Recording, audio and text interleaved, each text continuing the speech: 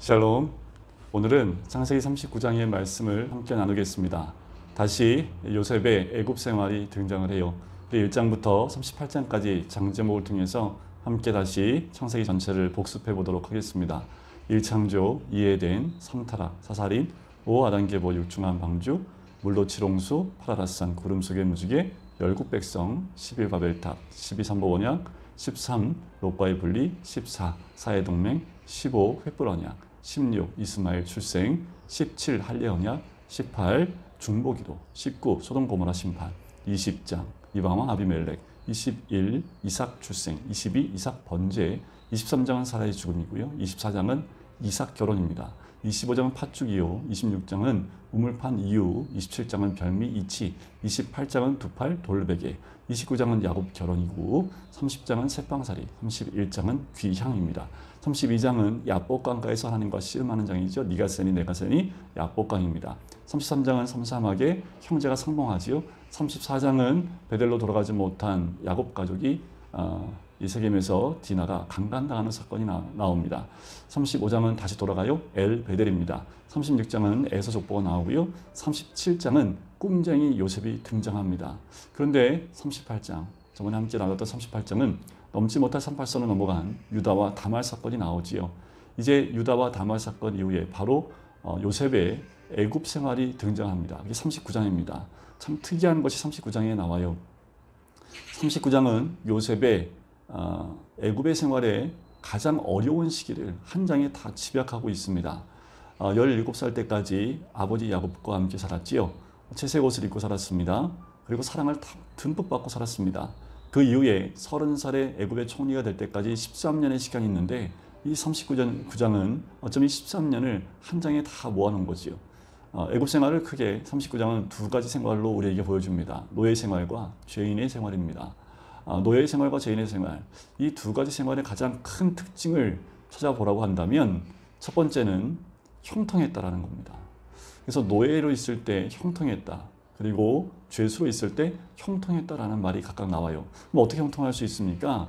형통한 것이 무엇이냐면 하나님과 함께 하심으로 가능했다라는 겁니다. 참 재밌는 게 있어요. 노예 생활 때 보디발 장군의 노예로 있을 때 그때 형통했다는 말이 두 번 나오고요. 또 억울하게 누명을 쓰고 죄인의 신분으로 있을 때 그때 또 하나님이 함께 하셨다는 말이 두 번이나 나옵니다. 참 아이러니한 것은 뭐냐면 총리로 되고 난 다음에 그 이후에 죽을 때까지 삶을 보면 하나님이 함께 하셨다, 형통했다는 말이 등장하지 않습니다.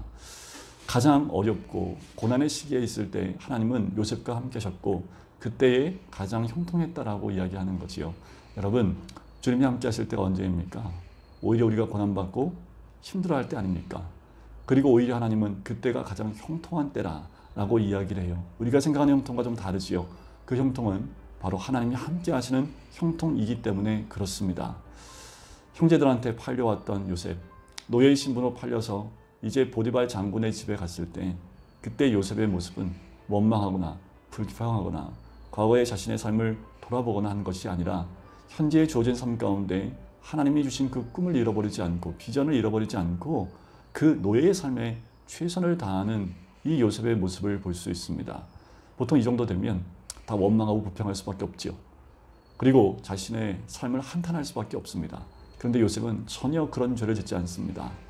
그 주어진 삶에 최선을 다하고 하나님을 신뢰하는 그 믿음이 흔들리지 않는다라는 거지요. 하나님이 함께 하실 수 있는 이유는 여기에 있습니다.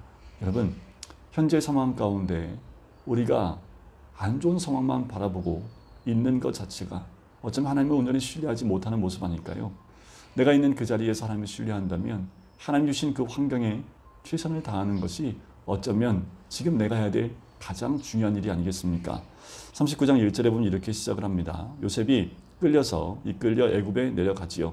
그리고 마침 보디발 장군에 의하여 이스마엘 사람에게서 보디발 장군이 요셉을 사는 장면이 나옵니다. 그리고 바로 2절에 보면 여호와께서 요셉과 함께 하심으로 그가 형통한 자가 되었다라고 하지요. 우리가 보통 형통한 자가 되었다고 한다면 어떻게 되겠습니까? 하나님이 함께 하심을 통해서 어떻게 해요? 노예에서 이제 풀려 자유인이 되어 아버지 야곱에게 갔겠구나 라고 생각을 하지만 형통한 자가 되어 2절 끝에 그의 주인 애굽 사람의 집에 있습니다. 형통한 자가 되어 그냥 노예로 있습니다. 그것이 하나님의 형통함이라고 얘기를 해요. 그것이 하나님과 함께한 자의 모습이라고 얘기를 해요. 근데 그 모습을 누가 봐요? 3절에 보니까 그의 주인이 봅니다. 어떻게 해요? 여호와께서 그와 함께 하심을 봐요. 이 주인이 여호와를 알았을까요? 분명히 요셉을 통해서 알았을 겁니다. 그런데 그 요셉이 하는 모습을 보니까 그가 믿는 신인 여호와가 함께 한다는 것을 이 주인이 보았다라는 거예요. 여러분, 이게 하나님의 은혜입니다. 또 여호와께서 그의 범사에 형통하게 하심을 보았더라. 요셉만 생각하는 것이 아니라 그 주인이 이 모든 것을 보았더라라는 것이에요. 여러분, 우리가 주님과 함께 하고 있으면 믿지 않는 자들이 보아요. 믿지 않는 자들이 이 형통함을 눈으로 직접 목도한다라는 거지요. 4절에 보세요. 요셉이 그의 주인에게 은혜를 입어요. 왜 은혜를 입었을까요? 하나님과 함께하는 자이기 때문에요. 그래서 결국 어떻게 됩니까? 가정 총무가 됩니다. 자, 요셉이 총무가 돼서 어떻게 했을까요? 너무 잘하니까 그의 손에 모든 걸 다 맡겨요. 5절에 보면 요셉에게 자기의 집과 그 모든 소유물을 주관하게 한 때부터 다 맡겨버리니까 여호와께서 요셉을 위하여요, 그 집에 복을 내리기 시작을 하는데요. 그 집과 밭에 있는 모든 소유에 그 복이 다 미칩니다. 여러분 생각해 보세요. 복 받은 자이면 요셉이 어떤 사람이 되어야 됩니까? 다시 야곱의 집에 들어가서 칠색 옷을 입는 그런 부유한 삶을 다시 회복하는 것이 복 아닐까요? 그런데 이 여호와께서 요셉을 위하여 누구의 집에요? 그 주인의 집에 복을 내립니다. 이것이 그리스도인의 삶입니다. 이것이 그리스도인의 모습이 되어야 됩니다. 내가 있는 자리, 내가 있음을 통해서 그 복을 모든 사람들이 누릴 수 있는 복이 되어야 되는 거지요. 자, 그런데 그 주인이 금한 게 하나 있습니다. 모든 것을 다 맡겼지만 단 한 가지, 그 아내만은 요셉에게 맡길 수가 없는 거지요. 자, 그런데 6절 끝에 보니까 요셉이 용모가 어떻다고요? 빼어나고 아름답습니다. 노예인데요. 빼어나고 아름다워요. 그럴 수밖에 없겠지요. 주의 복이 흐르는 사람입니다. 그런데 주인의 아내가 요셉을 꼬실라이제이션합니다. 그래서 죄를 범하게 하려고 해요. 아무리 꼬셔도 요셉이 반응하지 않습니다. 왜 반응을 안 했을까요? 9절 끝에 보니까 중간에 보니까 금한 것이 있는데 바로 당신뿐입니다. 주인이 금한 것은 당신은 그의 아내이기 때문에 금했습니다. 그 다음에 더 중요합니다. 그런즉 내가 어찌 이 큰 악을 행하여 주인에게 죄를 지겠습니까? 라고 하지 않고요. 하나님께 죄를 지으리까? 라고 얘기를 해요. 그러니까 어떤 거예요? 자기가 팔려왔음에도 불구하고 신뢰하는 그 믿음이 흔들리지 않는 이 요셉은 하나님께 죄를 짓지 않는 삶을 사는 거지요. 노예의 신분에 있지만 노예로서도 죄를 짓는 그 일을 하지 않는다라는 겁니다. 누구 앞에서요? 하나님 앞에서요. 이것이 그리스도인의 삶입니다. 어떤 환경, 어떤 여건에 있다 할지라도 그 자리에서 하나님 앞에 죄된 모습 가운데 있으면 절대로 안 된다는 거지요. 결국 이 여인이 아무도 없을 때에 이 요셉을 또 꼬십니다. 요셉이 그 자리를 피하기 위해서 자기 옷을 벗어 던지고 도망을 가요. 이 옷이 빌미가 돼서 그 모든 사람들한테 요셉이 거꾸로 자기를 겁탈하려고 했다고 합니다. 그 주인이 돌아왔을 때에도 그 주인에게 당신이 데려온 이 종이 나를 겁탈하려고 했다. 그 증거 여기 그의 옷이 있다라고 얘기를 하지요. 그 일 때문에 20절에 보세요. 요셉의 주인이 그를 잡아 옥에 가두어 버립니다. 그런데 중요한 것은 그 옥은 뭐예요? 왕의 죄수를 가두는 곳이었더라. 빛이 하나도 들어오지 않는. 그 옥에는 왕이 정치적인 이유로 가두어버리는 죄수들만 있는 곳입니다. 근데 참 재밌는 것은 21절에 여호와께서 요셉과 함께 하십니다. 그러니 빛도 하나도 들어오지 않는 그 감옥에 빛이 임하는 요셉이 들어가게 되는 거지요. 그에게 인자를 더하사 간수장에게 은혜를 받게 하십니다. 보디발 장군에게도 은혜를 받게 하는데 이 간수장에게도 은혜를 받게 해요. 왜요? 죄수인데, 죄수로 들어왔는데 그의 모습이 하나님이 함께하는 모습, 빛난 모습이라는 거죠. 신뢰할 만한 사람으로 인식이 됩니다. 여러분, 죄수인데요, 간수장의 신뢰를 얻습니다. 어떠한 삶을 살았을까요? 어떻게 생활을 했을까요? 그 보디발을 씹지 않습니다. 자기는 죄가 없다고 아마도 얘기는 했겠지만 그 자기의 죄에 대해서 나는 무죄합니다. 이것만 읊조리고 있지 않다라는 거예요. 죄수로서의 신분으로 할 수 있는 최선을 다하는 요셉의 모습, 그를 신뢰하고 은혜를 주는 간수장의 모습이지요. 22절에 보면 간수장이 옥중 죄수를 다 요셉의 손에 맡김으로 그 재반 사물을 요셉이 처리하게 됩니다. 여러분들 어떻게 이게 가능할까요? 어떻게 이 간수장이 모든 것을 요셉에게 다 맡길 수 있었을까요? 요셉은 또 이 감옥에 들어온 것도 형제들에게 팔려서 온 것처럼 한 누명을 쓰고 이 들어오지 말아야 될 곳에 더 깊은 바닥 가운데 떨어지게 되는 거지. 노예가 아닌 죄수, 정치범 수용소와 같은 빛이 하나도 들어오지 않는 그곳까지 내려가요. 그런데 요셉의 얼굴은 하나님이 함께 하십니다. 하나님을 신뢰하는 그 믿음을 잃어버리지 않아요. 하나님이 나와 함께 하심을 이 요셉은 절대로 잃어버리지 않고 그 신뢰를 잊지 않습니다. 그리고 어떻게 해요? 원망이 나오지 않습니다. 불평이 나오지 않아요. 노예로 있을 때의 삶처럼 죄수로 있을 때의 그 삶도 동일하게 최선을 다하여 사는 삶. 여러분, 이것이 그리스도인의 삶입니다. 어떠한 환경 때문에 그 환경을 탓하는 것이 아니라요, 나에게 주어진 환경에 최선을 다하는 것이 진정한 그리스도인의 삶입니다. 그러면 노예로 있었을 때 그 노예들의 삶이 다 바뀌고요. 그리고 이 요셉이 죄수로 있는 이 죄수로 있을 때 그 감옥이 다 바뀌어버린다는 거예요. 감옥을 손들이채 바꿔버리는 사람이 요셉입니다. 왜요? 하나님의 빛이 임하기 때문에 그렇습니다. 23절에 보세요. 간수장은 그의 손에 맡긴 것을 무엇이든지 살펴보지 않았어요. 그 정도로 신뢰했다는 거죠. 왜냐하면 여호와께서 요셉과 함께 하심이라.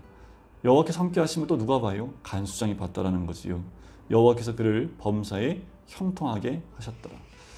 39장은 요셉의 인생 가운데 가장 어두운 시기, 가장 어둡고 가장 괴롭고 고난의 어둠의 시기, 가장 그 인생에서 없었으면 하는 13년의 생활입니다.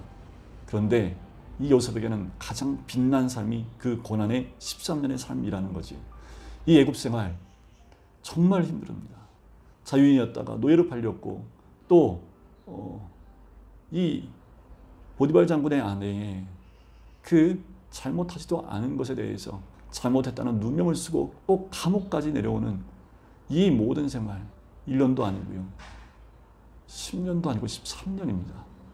그런데 그 삶으로 하여금 요셉을 요셉되게 하셨다는 것, 여러분들 이것을 하나 기억하셔야 됩니다. 요셉이 될 수 있었던 것, 그것은 39장이 있었기 때문에 가능한 거예요. 요셉에게 이 고난이 있었기 때문에 총리의 삶이 가능했다라는 겁니다. 하나님은 우리가 가장 낮은 자리, 오해받고 괴롭고 고난에 있을 때 그 자리에 있을 때 우리의 삶을 보고 계십니다. 그게 함께 하시는 거지요.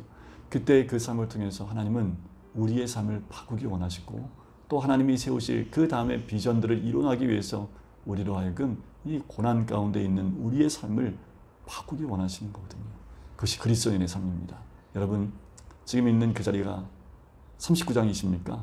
그 자리가 복된 자리고 형통한 자리입니다. 우리 모두가 그 복되고 형통한 자리를 누리시고 그 고난에 있다 할지라도 요셉처럼 그 13년의 고난의 삶이 오히려 나머지의 모든 삶들을 송두리째 바꿀 만한 놀라운 은혜의 삶이 되시기를 주님의 이름으로 간절히 축원드립니다. 기도하겠습니다. 사랑해 주님 감사합니다.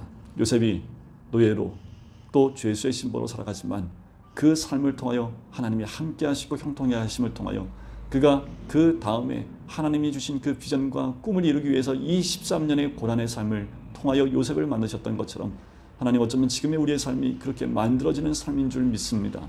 요셉에게 13년의 생활이라면 하나님 이제 우리도 이 고난의 삶들을 요셉처럼 짧게 지나가며 이 광야의 삶을 짧게 지나갈 수 있도록 우리도 오직 주님만 신뢰하는 삶을 주님을 신뢰하며 함께하는 삶을 사는 우리가 될 수 있도록 축복하여 주시옵소서.